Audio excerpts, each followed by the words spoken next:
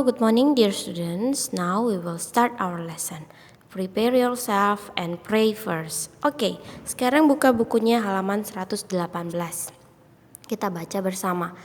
Gambar ini gambar pohon kelapa. Pohonnya tinggi dan kuat. Pohon kelapa banyak ditemui di daerah pantai. Daunnya melambai-lambai jika tertiup angin. Gambar ini gambar pohon bambu. Pohonnya tinggi dan gemulai. Pohon bambu biasanya tumbuh berkelompok. Batangnya bergoyang-goyang jika ditiup angin. Sambil mengenal nama tanaman, mari kita berlatih menirukan gerak tanaman sambil bermain. Nah, anak-anak, di sini ada contoh geraknya, coba kamu ikuti. Jika guru atau temanmu menyebutkan pohon kelapa, kamu harus berdiri sendirian. Seperti pada gambar. Jika guru atau temanmu menyebutkan pohon bambu, kamu harus berpegangan tangan bersama 4 temanmu. Boleh juga kamu bersama saudara kamu di rumah ya. Lalu jika guru atau temanmu menyebutkan angin sepoi-sepoi, gerakkan badanmu ke kiri dan ke kanan secara perlahan. Nah, itu dia, seperti gambar ya anak-anak ya. Selanjutnya, jika guru atau temanmu menyebutkan angin badai, gerakkan badanmu ke kiri dan ke kanan secara cepat.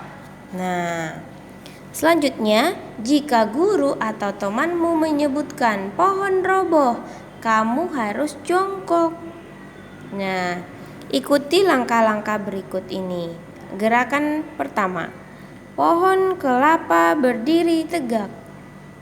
2. Pohon kelapa tertiup angin sepoi-sepoi. Bagaimana gerakannya? 3. Pohon kelapa tertiup angin badai.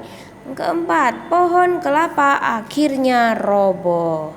Lalu kita ikuti gerakan bambu. Gerakan kedua, pohon bambu berdiri tegak. Pohon bambu tertiup angin sepoi-sepoi. Pohon bambu tertiup angin badai. Dan pohon bambu akhirnya roboh. Nah, itulah dia gerakannya. Anak-anak nanti ikuti ya. Bisa nanti dibantu baik itu kakak atau saudara atau orang tua untuk membacakan, lalu anak-anak yang mempraktikkan bersama di rumah. Oke? Nah, ayo mengikuti gerakan sesuai cerita. Nah, ini ada cerita, anak-anak ikuti sesuai gerakan yang tadi kita pelajari ya. Dengarkan ceritanya dan lakukan sesuai contoh.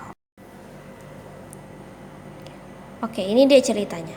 Siti pergi ke rumah nenek saat liburan. Rumah nenek Siti di daerah pantai. Di tepi pantai yang indah berdiri kokoh pohon kelapa. Daunnya bergoyang saat tertiup angin sepoi-sepoi.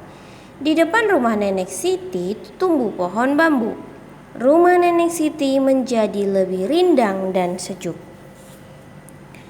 Namun, saat pohon bambu terkena angin badai sangat menakutkan, angin yang sangat kencang membuat pohon bambu roboh. Nah, itu dia anak-anak ceritanya, nanti kamu bisa ikuti permainannya di rumah. Sekarang kita lanjut ke halaman selanjutnya, halaman 122.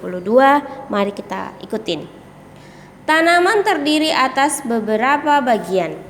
Ada akar, batang, daun, buah, biji, dan bunga. Setiap bagian tanaman memiliki manfaat. Salah satu manfaat tanaman adalah sebagai makanan. Ada yang dimakan bagian buahnya, contohnya jeruk dan pepaya. Ada yang hanya dimakan bagian daunnya, misalnya bayam dan kangkung. Ada yang hanya dimakan bijinya, misalnya kacang kedelai dan kacang hijau. Kita juga dapat memanfaatkan akar atau batangnya untuk dimakan. Contohnya singkong dan tebu. Kita harus bersyukur kepada Tuhan yang menciptakan tanaman. Oke, itu dia bacaannya anak-anak. Sekarang kita mau berlatih dari halaman 123. Coba anak-anak lingkarilah makanan yang berasal dari tanaman. Ayo anak-anak, apa saja makanan yang berasal dari tanaman?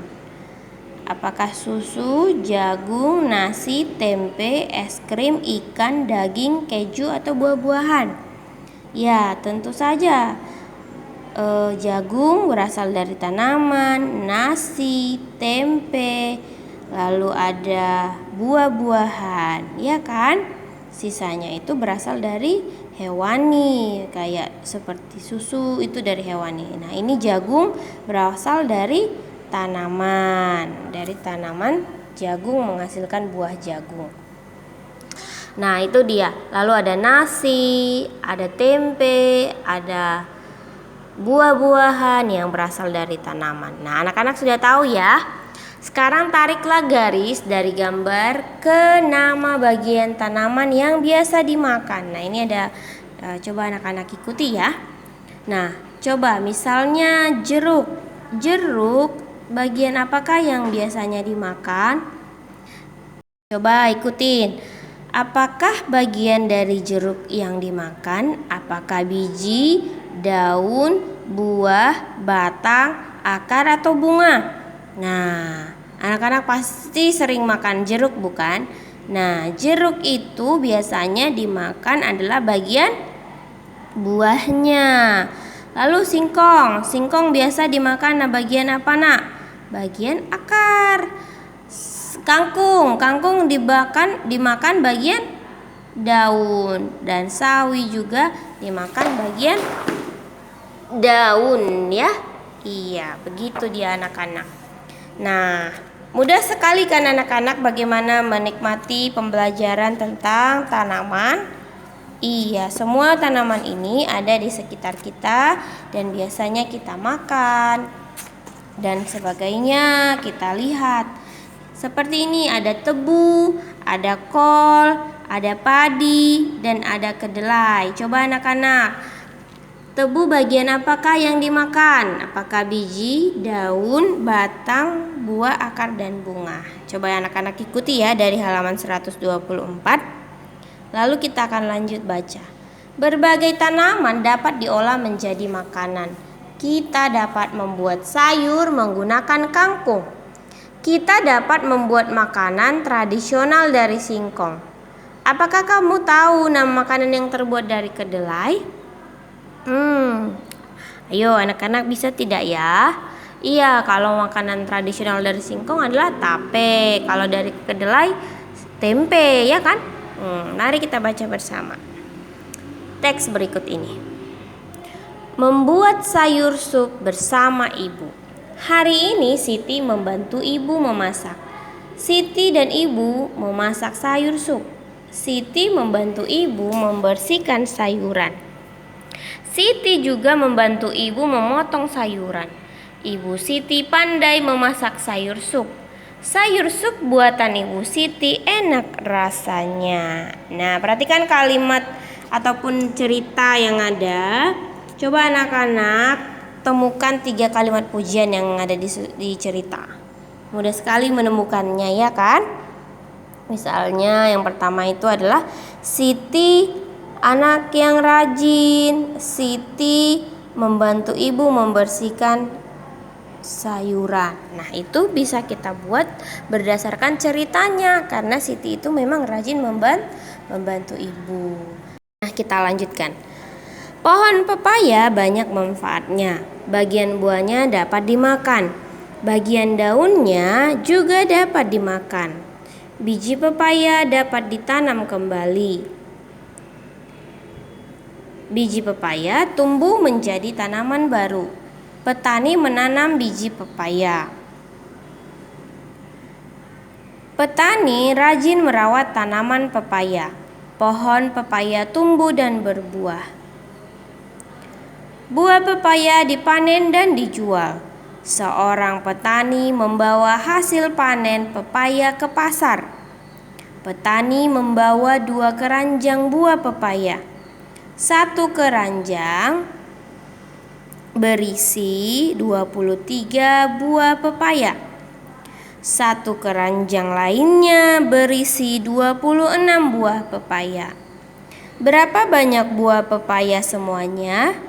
Nah, anak-anak, banyak pepaya semuanya adalah 23 ditambah 26 sama dengan 49. Coba anak-anak ya ikutin ya. Cara penyelesaian lainnya dengan cara penjumlahan susun ke bawah. Kalau tadi penjumlahan langsung, sekarang kita coba penjumlahan susun ke bawah. 23 ditambah 26. Nah, begini dia susun ke bawahnya. Nah, cara yang pertama adalah dengan cara menjumlahkan satuan. Jadi yang mana satuannya anak-anak? Berarti 3 satuan ditambah 6 satuan. Masih ingat kan yang mana satuan, yang mana puluhan? Ayo jangan lupa ya. Maka 3 tambah 6 sama dengan 9 satuan. Nah, selanjutnya dapatlah 9, kita lanjutkan. Tahap kedua, jumlahkan puluhan. Mana puluhannya? Puluhannya adalah 2 dan 2. Maka 2 puluhan ditambah 2 puluhan hasilnya adalah 4 puluhan. Maka jawabannya adalah 49. Begitulah cara menjumlahkan dengan cara bersusun ke bawah. Nah, anak-anak coba lagi nanti berlatih supaya semakin paham dengan mengerjakan latihan. Oke. Tetap semangat ya. Goodbye.